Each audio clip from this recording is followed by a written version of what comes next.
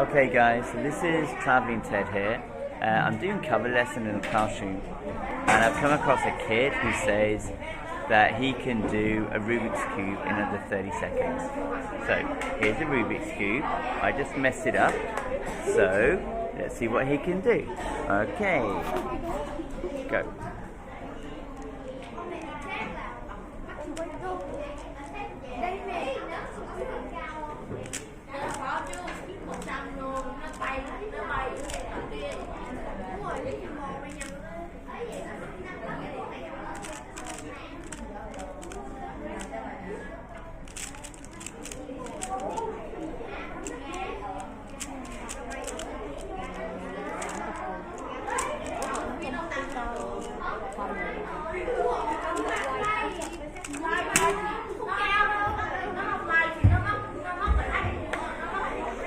Unbelievable. I have never seen that in my life.